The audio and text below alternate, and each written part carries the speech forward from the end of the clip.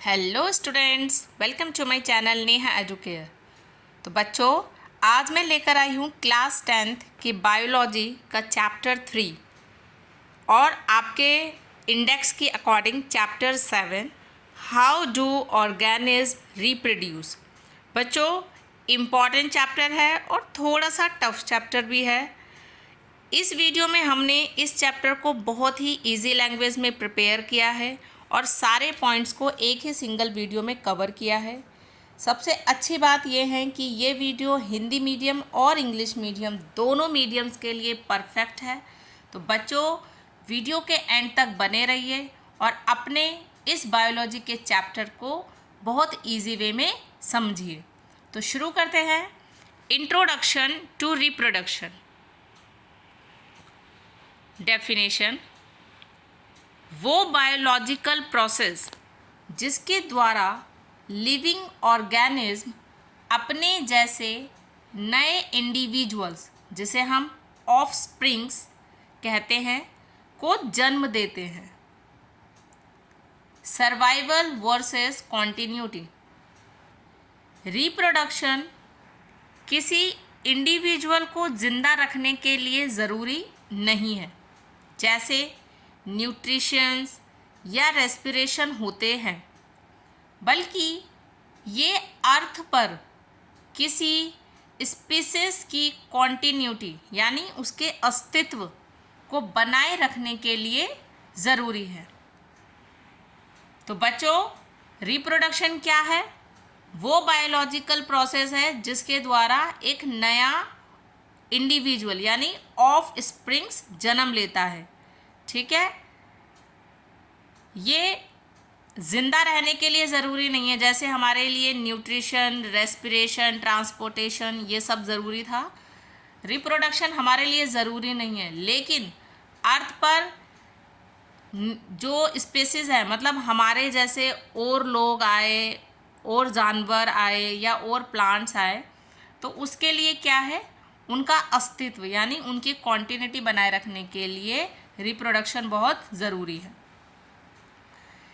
Next topic पढ़ते हैं। DNA copying और वेरिएशन। Chromosomes and DNA.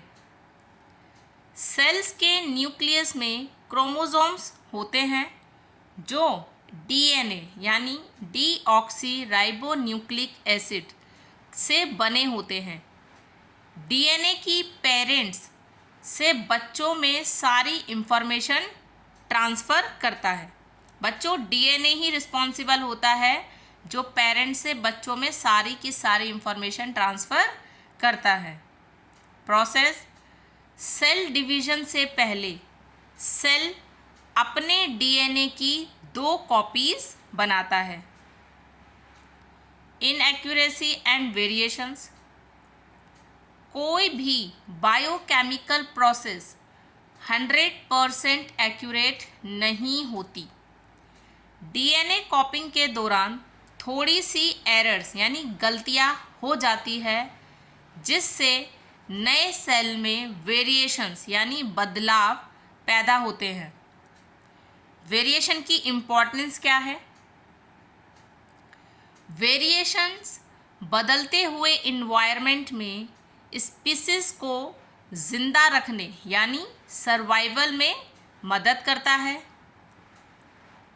अगर किसी एरिया में सडन टेम्परेचर बढ़ जाए, जैसे ग्लोबल वार्मिंग की वजह से, तो नॉर्मल बैक्टीरिया मर जाएंगे, लेकिन जिन बैक्टीरिया में हीट रेजिस्टेंट वेरिएशन होगा वो जिंदा बच जाएंगे और अपनी पॉपुलेशन बढ़ाएंगे। Next topic, modes of reproduction. Reproduction 2 main types का होता है, इस बात पर डिपेंड करते हुए कि कितने पेरेंट्स इन्वॉल्व हैं। तो इसको टेबुलर फॉर्म में समझेंगे बच्चों। फीचर्स: पेरेंट्स की संख्या। तो रिप्रोडक्शन बच्चों 2 टाइप के होते हैं, असेक्सुअल रिप्रोडक्शन, दूसरा सेक्सुअल रिप्रोडक्शन। टेबुलर फॉर्म में समझते हैं। फीचर है पेरेंट्स की संख्या, मतलब पेरेंट्स की संख्या कितनी होनी चाहिए। तो असेक्सुअल रिप्रोडक्शन में क्या होगा, सिर्फ एक सिंगल पेरेंट इन्वॉल्व होता है, और सेक्सुअल रिप्रोडक्शन में दो पेरेंट्स यानी मेल और फीमेल इन्वॉल्व होते हैं। गैमेट्स फॉर्मेशन, गैमेट्स फॉर्मेशन के बेस पर असेक्सुअल रिप्रोडक्शन में कोई गैमेट्स यानी जर्म सेल्स नहीं बनते। सेक्सुअल रिप्रोडक्शन में मेल और फीमेल गैमेट्स बनते हैं। फर्टिलाइजेशन के बेसिस पर असेक्सुअल रिप्रोडक्शन में गैमेट्स का फ्यूजन यानी मिलना नहीं होता, और सेक्सुअल रिप्रोडक्शन में फर्टिलाइजेशन होता है और जाइगोट बनता है। वेरिएशंस, असेक्सुअल रिप्रोडक्शन में ऑफस्प्रिंग्स यानी नया इंडिविजुअल बिल्कुल पेरेंट जैसे होते हैं, यानी एक तरीके से क्लोन्स। वेरिएशन बहुत कम होते हैं। और सेक्सुअल रिप्रोडक्शन में डीएनए की मिक्सिंग की वजह से हाई डिग्री ऑफ वेरिएशंस होते हैं। एग्जाम्पल, असेक्सुअल रिप्रोडक्शन के एग्जाम्पल्स क्या है, अमीबा, यीस्ट, हाइड्रा और कुछ प्लांट्स। और सेक्सुअल रिप्रोडक्शन के ह्यूमंस, एनिमल्स और फ्लावरिंग प्लांट्स। तो बच्चों ये टेबुलर फॉर्म इम्पॉर्टेंट है। Next, methods of asexual reproduction. तो बच्चों इसमें कौन कौन से मेथड्स हैं। पहला है फिजन, जिसे हम विभाजन कहते हैं। फिजन में क्या होता है, इसमें पेरेंट सेल डिवाइड होकर नए डॉटर सेल्स बनाता है। बाइनरी फिजन, जब पेरेंट सेल दो इक्वल हाफ्स में डिवाइड होता है उसे क्या बोलेंगे बच्चों, बाइनरी फिजन। किसमें होता है, अमीबा। सेल डिवीजन किसी भी प्लेन से हो सकता है, मतलब अमीबा के अंदर कहीं किसी भी पार्ट से सेल डिवीजन हो सकता है। दूसरा, लिशमैनिया, जो काला ज्वर बीमारी होती थी ना, काला ज्वर करके बोला जाता था, एक बीमारी होती है। इसकी बॉडी पर एक विप लाइक स्ट्रक्चर होता है, इसलिए इसमें डिवीजन एक डेफिनिट ओरिएंटेशन में होता है।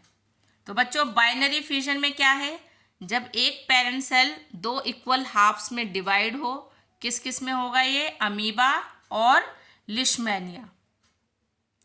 सेकेंड आता है आपका मल्टीपल फ्यूजन, जब पेरेंट सेल एक साथ कई सारे डॉटर सेल्स में डिवाइड हो जाता है, एक प्रोटेक्टिव वॉल या सिस्ट के अंदर। Example, Plasmodium, malaria parasite.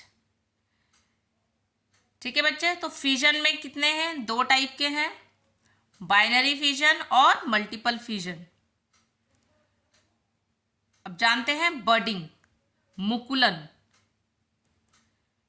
Parent की बॉडी पर रिपीटेड सेल डिवीजन की वजह से एक छोटा सा आउटग्रोथ निकलता है जिसे बड कहते हैं। ये बड बड़ा होता है और मैच्योर होने पर पेरेंट बॉडी से अलग होकर नया ऑर्गेनिज्म बन जाता है। एग्जाम्पल, हाइड्रा और यीस्ट। थर्ड मेथड क्या है, फ्रेगमेंटेशन यानी खंडन। सिंपल मल्टीसेल्यूलर ऑर्गेनिज्म मैच्योर होने पर नेचुरली छोटे छोटे पीसेस यानी फ्रेगमेंट्स में टूट जाते हैं। हर एक फ्रेगमेंट ग्रो करके नया इंडिविजुअल बनाता है। एग्जाम्पल, स्पाइरोजाइरा, ये क्या है, एक तरीके की एल्गाई है। नेक्स्ट मेथड क्या है आपका, रीजनरेशन यानी पुनर्चयन। अगर किसी ऑर्गेनिज्म को पीसेस में कट कर दिया जाए तो उसके कट पीसेस ग्रो करके फिर से पूरा नया ऑर्गेनिज्म बना लेते हैं।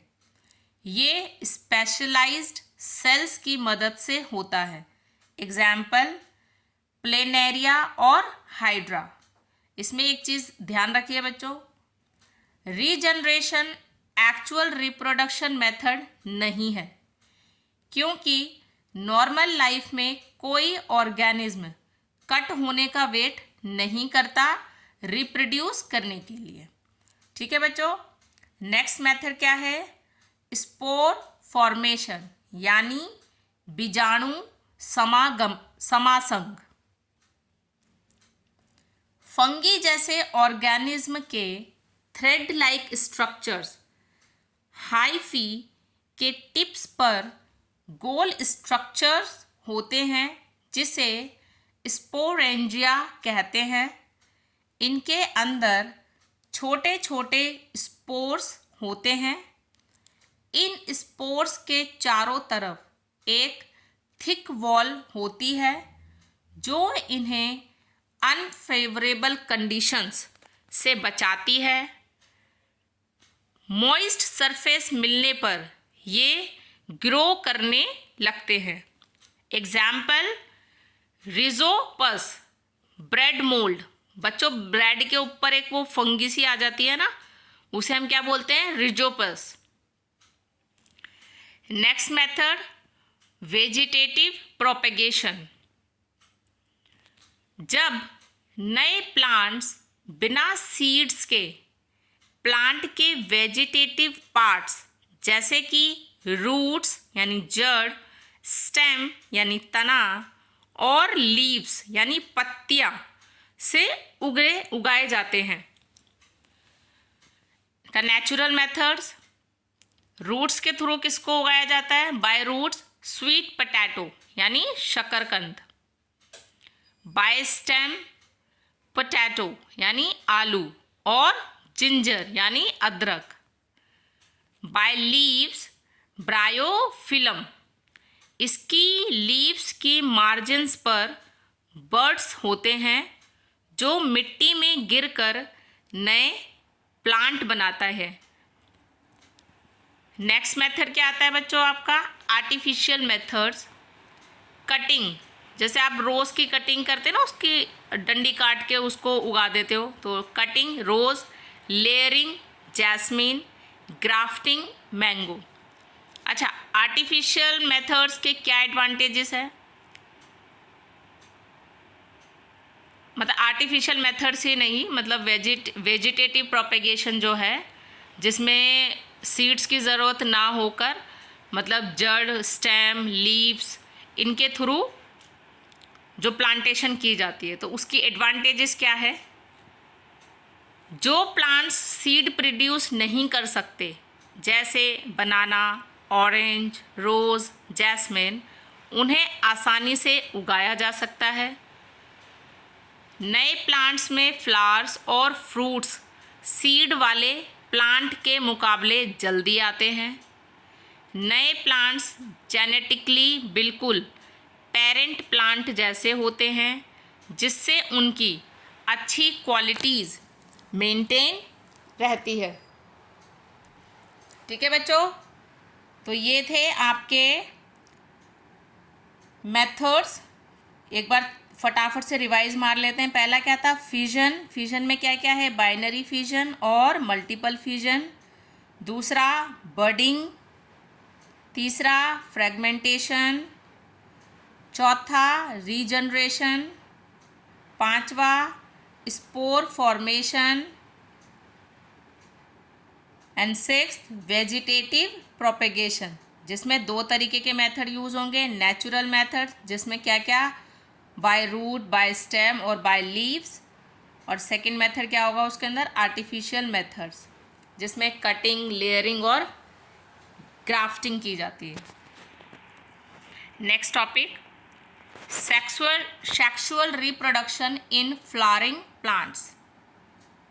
फ्लावर्स प्लांट्स के रिप्रोडक्टिव ऑर्गन्स होते हैं। कौन कौन से? Parts of a flower. तो फ्लावर्स में कौन कौन से पार्ट्स होते हैं बच्चों आपकी बुक्स में ऑलरेडी सारी इमेजेस है, तो प्लीज़ वहाँ से आप इमेजेस की प्रैक्टिस कीजिएगा। मेरी स्क्रीन ज़्यादा वाइड नहीं है, इस वजह से मैं इमेजेस को अच्छे से इलेबोरेट नहीं कर पाती हूँ, लेकिन मैंने उसके हर पार्ट्स को यहाँ पर डिटेल में बताया है। समझते हैं parts of a flower. Sepals, flower के सबसे बाहर ग्रीन लीफ लाइक स्ट्रक्चर्स जो बड स्टेज में फ्लावर को प्रोटेक्ट करते हैं। दूसरा होते हैं पेटल्स, फ्लावर की कलर्ड पत्तियाँ जो इंसेक्ट्स को अट्रैक्ट करती है, किसके लिए? पॉलिनेशन के लिए। थर्ड, स्टेमेन, ये मेल रिप्रोडक्टिव पार्ट होता है। इसके दो पार्ट्स होते हैं। पहला एंथर जो येलो पाउडर जैसे पॉलन ग्रेन्स बनाता है, जिसमें मेल गैमेट्स होते हैं, और दूसरा क्या होता है? फिलामेंट यानी स्टॉक। थर्ड, कार्पेल या पिस्टिल, ये फीमेल रिप्रोडक्टिव पार्ट है। ये फ्लावर के सेंटर में होता है। इसके तीन पार्ट्स होते हैं। पहला स्टिग्मा, सबसे ऊपर का स्टिकी पार्ट जो पॉलन ग्रेन्स को रिसीव करता है। दूसरा स्टाइल, एक लंबी ट्यूब जो स्टिग्मा को ओवरी से जोड़ती है। थर्ड, ओवरी, नीचे के स्वेलन यानी फूला हुआ पार्ट जिसमें ओव्यूल्स होते हैं। हर ओव्यूल के अंदर एक एग सेल यानी फीमेल गैमेट होता है। तो बच्चों ये थे आपके फ्लावर्स के पार्ट। कौन कौन से? सेपेल्स, पेटल्स, स्टेमेन यानी मेल रिप्रोडक्टिव पार्ट, कार्पेल या पिस्टिल फीमेल रिप्रोडक्टिव पार्ट। बच्चों स्टेमेन में कौन से दो पार्ट्स होते हैं? एंथर और फिलामेंट। और पिस्टिल में तीन पार्ट्स होते हैं, stigma, style, ovary. Okay, types of flowers. पहला यूनिसेक्सुअल फ्लावर्स और दूसरा बायसेक्सुअल फ्लावर्स। यूनिसेक्सुअल फ्लावर्स जिसमें या तो सिर्फ स्टेमेन हो या सिर्फ कार्पेल हो। बच्चों स्टेमेन क्या था? मेल रिप्रोडक्टिव पार्ट, और कार्पेल क्या था? Female reproductive part. तो इसमें या तो स्टेमेन हो या सिर्फ कार्पेल हो, जैसे पपाया, वाटरमेलन। दूसरा बायसेक्सुअल फ्लावर्स जिसमें स्टेमेन और कार्पेल दोनों एक ही फ्लावर में होते हैं, जैसे हिबिस्कस और mustard. Process of seed formation. पहला पॉलिनेशन, पॉलिन ग्रेन्स का एंथर से निकलकर स्टिग्मा तक पहुंचने की प्रोसेस। पॉलिनेशन क्या है बच्चों? पॉलिन ग्रेन्स का एंथर से निकलकर स्टिग्मा तक पहुंचने का प्रोसेस। अब इसके अंदर क्या होता है? दो तरीके से पॉलिनेशन होता है, या तो सेल्फ पॉलिनेशन या क्रॉस पॉलिनेशन। सेल्फ पॉलिनेशन में क्या है?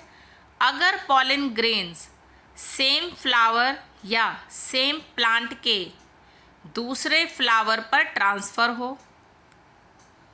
दूसरा क्रॉस पॉलिनेशन, अगर पॉलिन ग्रेन्स एक प्लांट के फ्लावर से दूसरे प्लांट के फ्लावर की स्टिग्मा पर ट्रांसफ़र हो। किसके थ्रू? विंड, वाटर या एनिमल्स। दूसरा क्या है? फर्टिलाइजेशन। स्टिग्मा पर गिरने के बाद पॉलिन ग्रेन जर्मिनेट होता है और एक पॉलिन ट्यूब बनाता है। ये पॉलिन ट्यूब स्टाइल से होते हुए ओवरी के अंदर ओव्यूल तक पहुंचती है। पॉलन ट्यूब से मेल जर्म सेल निकलकर ओव्यूल के अंदर फीमेल एग सेल से फ्यूज यानी मिल जाता है। इस फ्यूजन को फर्टिलाइजेशन कहते हैं और इससे जाइगोट बनता है। Third, post fertilization changes means fertilization के बाद के बदलाव। जाइगोट बार बार डिवाइड होकर एम्ब्रियो यानी भ्रूण बनाता है। ओव्यूल अपने चारों तरफ एक टफ कोट बना लेता है और सीड यानी बीज में बदल जाता है। ओवरी तेजी से ग्रो करती है और पक कर फ्रूट बन जाती है। बाकी पार्ट्स जैसे पेटल्स, सेपल्स, स्टेमेंस श्रिवल होकर झड़ जाते हैं। सीड के अंदर फ्यूचर प्लांट एम्ब्रॉय होता है जो फेवरेबल कंडीशंस मिलने पर नया प्लांट बनाता है जिसे जर्मिनेशन कहते हैं। ठीक है बच्चों, तो ये था ये प्रोसेस ऑफ सीड फॉर्मेशन। क्या क्या था? पहला क्या था? पॉलिनेशन। ये दो तरीके से होता है, सेल्फ पॉलिनेशन और क्रॉस पॉलिनेशन। दूसरा फर्टिलाइजेशन। तीसरा पोस्ट फर्टिलाइजेशन चेंजेस। अब करते हैं next topic, sexual reproduction in humans.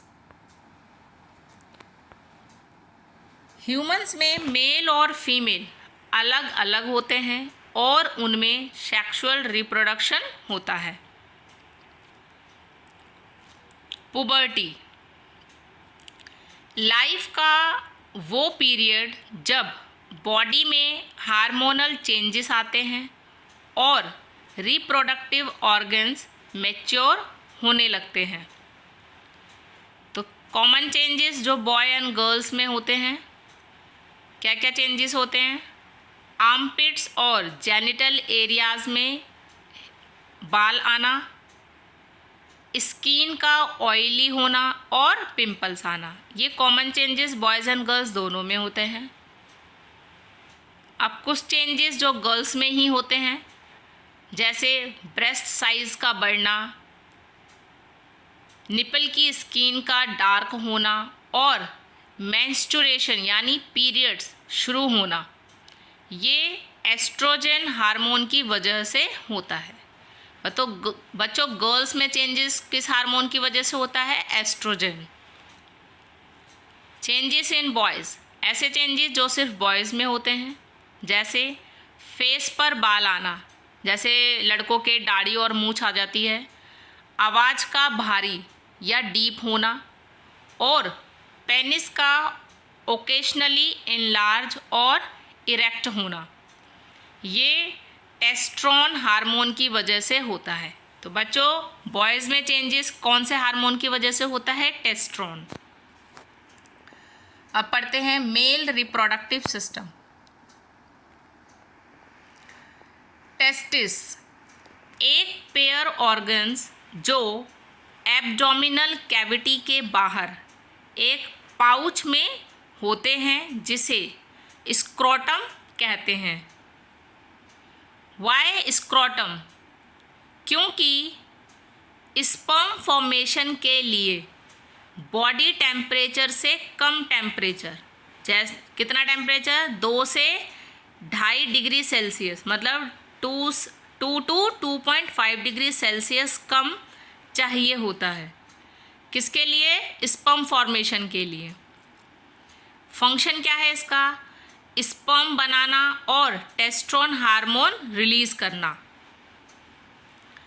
वेस डेफरेंस एक लंबी ट्यूब जो स्पर्म्स को टेस्टिस से यूरेथ्रा तक लेकर आती है। Glands, prostate gland and seminal vesicles, ये ग्लैंड्स वेस डेफरेंस के रास्ते में अपना फ्लूइड सीक्रेशन ऐड करते हैं। ये फ्लूइड स्पर्म्स को न्यूट्रिशन देता है और उनके मूवमेंट को इजी बनाता है। Means sperm plus fluid is equal to semen. Urethra, ये यूरिन और स्पर्म यानी सीमेन दोनों के बाहर निकालने का एक कॉमन पाथवे है जो पेनिस के थ्रू जाता है। तो बच्चों, मेल्स के रिप्रोडक्टिव सिस्टम कौन कौन से हैं? टेस्टिस, वैस डेफरेंस, ग्लैंड्स, यूरेथ्रा। अब जानते हैं female reproductive system. Ovaries, abdominal cavity के अंदर एक पेयर ओवरीज होती है। इसका फंक्शन क्या है? एग्स यानी ओवा प्रोड्यूस करना और एस्ट्रोजन एंड प्रोजेस्टेरोन हार्मोन्स बनाना। लड़की के जन्म से ही ओवरीज में थाउजेंड्स ऑफ इमैच्योर एग्स होते हैं। पुबर्टी के बाद हर महीने एक ओवरी से एक मैच्योर एग रिलीज होता है। ओविडक्ट और फैलोपियन ट्यूब, एक पेयर ट्यूब्स जो एग को ओवरी से यूट्रस तक लाती है। फर्टिलाइजेशन हमेशा यहाँ ही होता है। बच्चों, इनके इमेजेस आपकी बुक्स में ज़रूर है, तो प्लीज़ उसको प्रैक्टिस कीजिएगा, आपको बहुत इजी समझ में आ जाएगा। यूट्रस यानी वॉम्ब यानी गर्भाशय। यूट्रस एक इलास्टिक इन्वर्टेड पेयर नाशपाती शेप्ड बैग लाइक स्ट्रक्चर होता है जहाँ एम्ब्रॉय इम्प्लांट होता है और बेबी का डेवलपमेंट होता है। कहाँ होता है बच्चों बेबी का डेवलपमेंट? यूट्रस में। सर्विक्स एंड वजाइना, यूट्रस नीचे की तरफ सर्विक्स के थ्रू वजाइना में खुलता है। वजाइना मैटिंग के दौरान स्पर्म्स रिसीव करती है। ठीक है बच्चों, तो फीमेल रिप्रोडक्टिव सिस्टम में क्या क्या है? ओवरीज, ओविडक्ट या फैलोपियन ट्यूब, यूट्रस और cervix and vagina. Process of fertilization और डेवलपमेंट। प्रोसेस ऑफ फर्टिलाइजेशन और डेवलपमेंट, स्पर्म्स वजाइना के रास्ते यूट्रस से होते हुए फैलोपियन ट्यूब तक पहुंचते हैं। अगर वहां एग मौजूद हो तो स्पर्म और एग फ्यूज होकर जाइगोट बनाते हैं। जाइगोट डिवाइड होकर एम्ब्रॉय बनाता है और यूट्रस की थिक इनर लाइनिंग पर चिपक जाता है, जिसे इम्प्लांटेशन कहते हैं। प्लेसेंटा, ये एक स्पेशल डिस्क लाइक टिश्यू है जो यूट्रस वॉल और एम्ब्रॉय के बीच बनता है। स्ट्रक्चर, इसमें एम्ब्रॉय की तरफ विली होती है और मदर की तरफ ब्लड स्पेसेस होते हैं। इसके फंक्शन क्या है? ये मदर के ब्लड से ग्लूकोज, ऑक्सीजन और न्यूट्रिएंट्स बेबी तक पहुंचाता है और बेबी के वेस्ट प्रोडक्ट्स को मदर के ब्लड में ट्रांसफ़र करता है। बच्चों, ये किसके थ्रू होता है? प्लेसेंटा।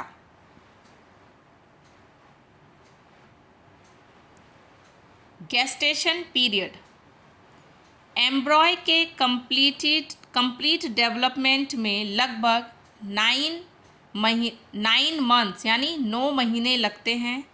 इसके बाद यूट्रस के मसल्स के रिथमिक कॉन्ट्रैक्शन की वजह से चाइल्ड यानी बच्चे का जन्म होता है। ठीक है बच्चों, तो फर्टिलाइजेशन और डेवलपमेंट का प्रोसेस क्या है ये इम्पॉर्टेंट है, तो प्लीज़ इसको पढ़िएगा अच्छे से। अब जानते हैं जब एग फर्टिलाइज नहीं होता, जिसे हम क्या बोलते हैं, मेंस्ट्रुएशन पीरियड्स। अगर स्पर्म एग को फर्टिलाइज नहीं करता तो एग सिर्फ 1 दिन तक जिंदा रहता है।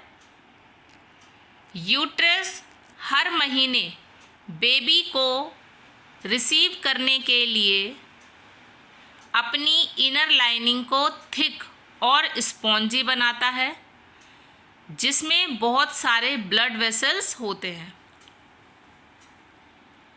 फर्टिलाइजेशन ना होने पर ये लाइनिंग टूट जाती है। ये टूटी हुई लाइनिंग ब्लड और म्यूकस के रूप में वजाइना से बाहर निकलती है। इस मंथली साइकिल को मेंस्ट्रुएशन या पीरियड्स कहते हैं। ये 2 से 8 दिन तक चलता है और हर 28 से 30 दिन में रिपीट होता है। कितने बच्चों, 2 से 2 to 8 डेज तक ये चलता है और 28 से 30 डेज में रिपीट होता है। Next topic, reproductive health and contraception.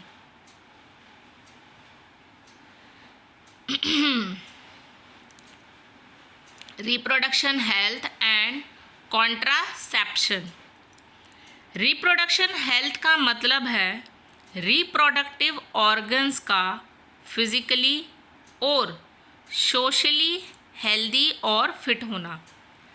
Family planning और पॉपुलेशन कंट्रोल के लिए कॉन्ट्रासेप्टिव मेथड्स, जिसे हिंदी में गर्भ निरोधक तरीके कहा जाता है, यूज़ किए जाते हैं। तो मेथड्स ऑफ कॉन्ट्रासेप्शन क्या है बच्चों? First, mechanical barrier methods. First method क्या है? Mechanical barrier methods. मेल्स के लिए कॉन्डम्स और फीमेल्स के लिए डाईफ्रैग्म्स का यूज़।